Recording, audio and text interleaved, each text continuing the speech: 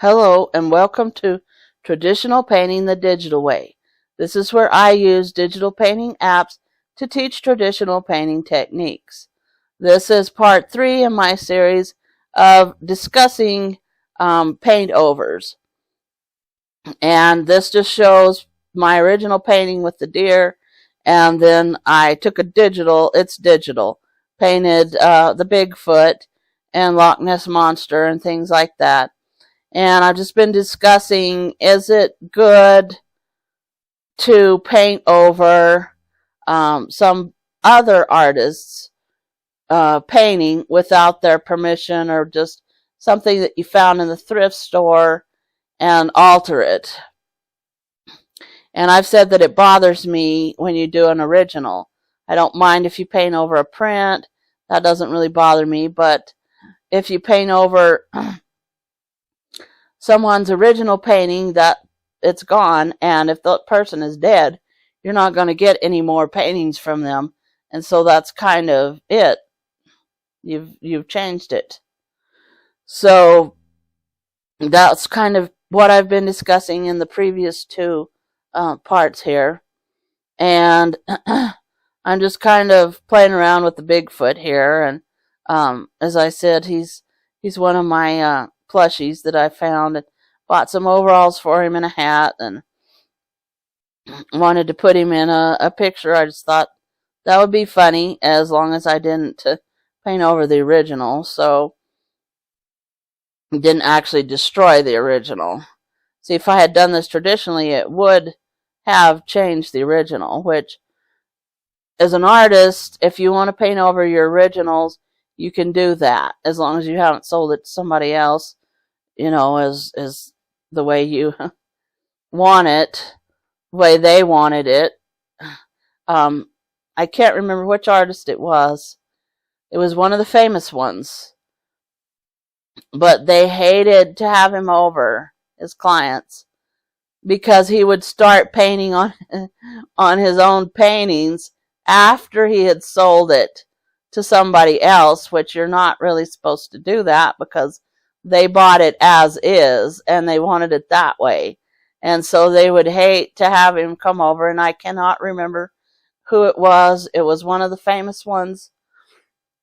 It was pretty famous, but I can't think of which one it was. And they would try to make him not do that, because he just never understood that you weren't supposed to do that after you had sold a painting. But anyway, as long as it's yours and you just want to paint over it and redo it, that's fine. So anyway, here I'm just kind of playing around with his hat. I'm trying to get his straw hat texture going, and a little bit of the shading on it, and also the overalls, and just kind of playing around with all that, trying to get a straw-like pattern on there. And you can do this with acrylic paint, or whatever you would prefer to use for your painting medium. I use acrylic a lot, but anyway, I would recommend that you just paint the background and then put Bigfoot in, instead of painting over something else. But that's what the popular thing to do, is to take one of these nature paintings and put funny things in it. So here I'm just kind of working on him, seeing what he looks like, and things like that. And as I discussed in one of the other parts, if you really want to do this and take like a funny nature painting, a plain nature painting, put something funny in it, learn how to paint that.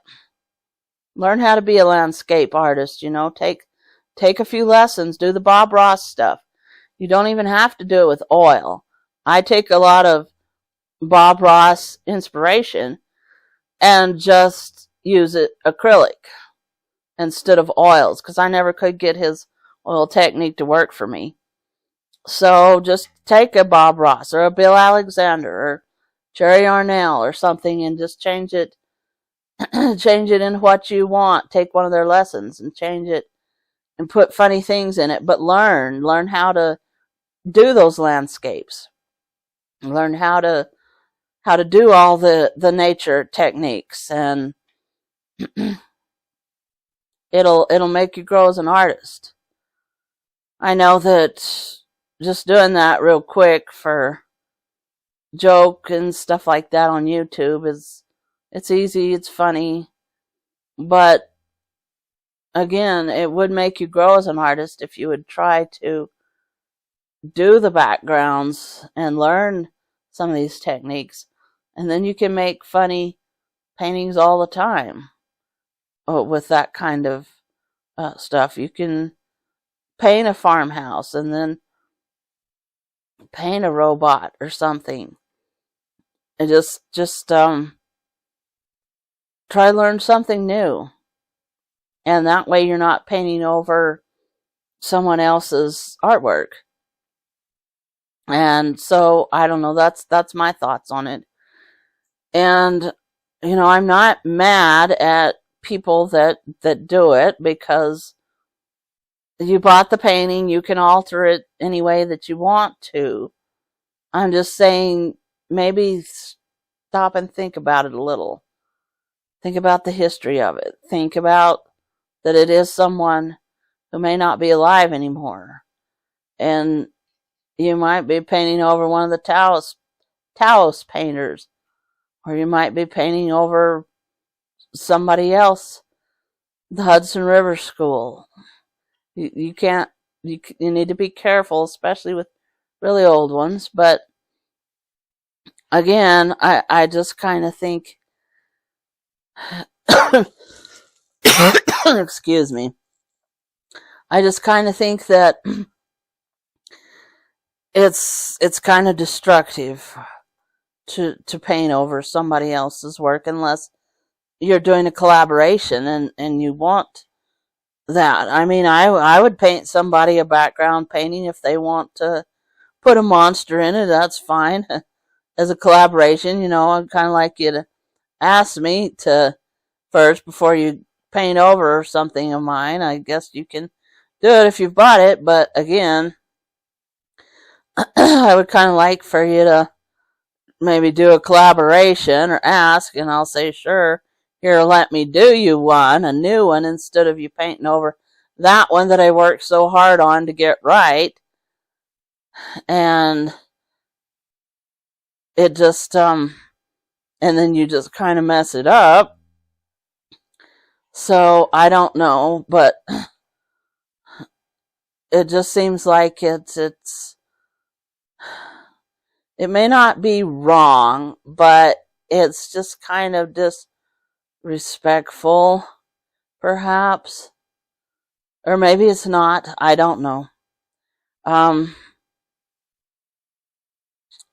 don't know. It just seems disrespectful to me. But I know that everybody's just having fun and things like that. But again, learn how to paint that background, and learn how to be a landscape painter or paint the house. Learn those techniques, and then you can make your own painting, and you can do whatever you want to then. And that's what a lot of book illustrators have done. They have to learn everything.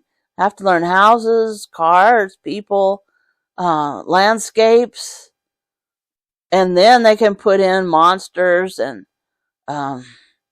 people, aliens, things like that.